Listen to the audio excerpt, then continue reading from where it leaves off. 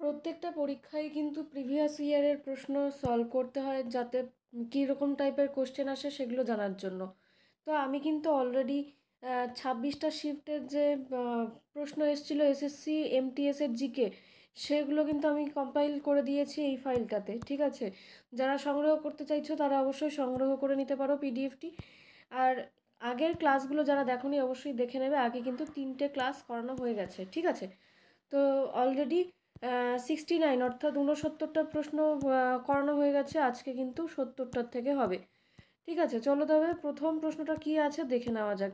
তার আগে ইন্ট্রোডাকশান বলে দিচ্ছি যে আমি তোমাদের মধুরিমা ম্যাম, তোমাদেরকে সকলকে ওয়েলকাম দি কম্পিটিটিভ টিউটোরিয়ালস ইউটিউব চ্যানেলে।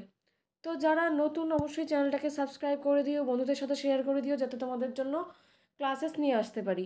আমি কিন্তু এসএসসির যে গ্রুপ সি গ্রুপ ডি তার জন্য কিন্তু জিকে ক্লাস অলরেডি স্টার্ট হয়ে গেছে, সেই ক্লাস তোমরা দেখে নিতে পারো, চ্যানেলেই দেওয়া রয়েছে। ঠিক আছে, যারা অঙ্ক সলভ করতে চাইছো সলিউশন সমেত কিন্তু একটা পিডিএফ অলরেডি পাবলিশ করা আছে, তোমরা সেটা সংগ্রহ করে নিতে পারো।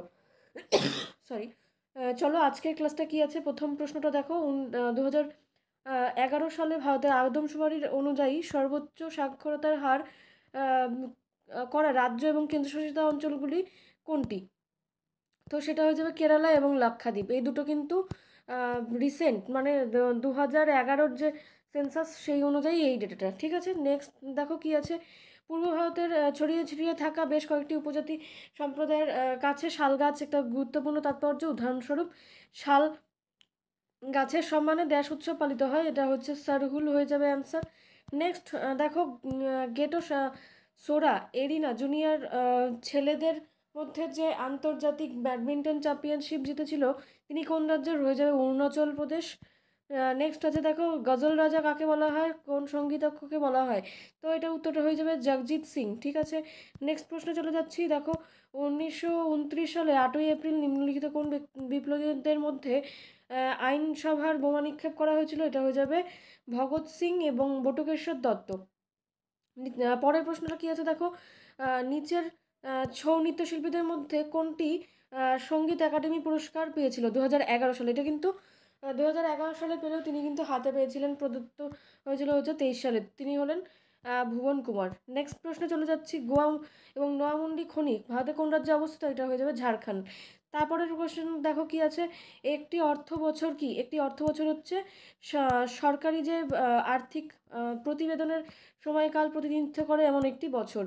নেক্সট প্রশ্ন কি আছে দেখো, সংবিধানের যে তফসিল এবং তফসিলি উপজাতির আদেশ বিল, যেটা হচ্ছে 2002 সালের ডিসেম্বর মাসে পাশ করা হয়েছিল, এটি কোন রাজ্যের সাথে সম্পর্কিত? এটা হয়ে যাবে উত্তরপ্রদেশ। নেক্সট প্রশ্ন কি আছে দেখো, 2002 সালে পদ্মশ্রী সম্মানে কোন কুচিপুড়ি নৃত্যশিল্পীকে ভূষিত করা হয়েছিল? তিনি হলেন পদ্মজা রেড্ডি।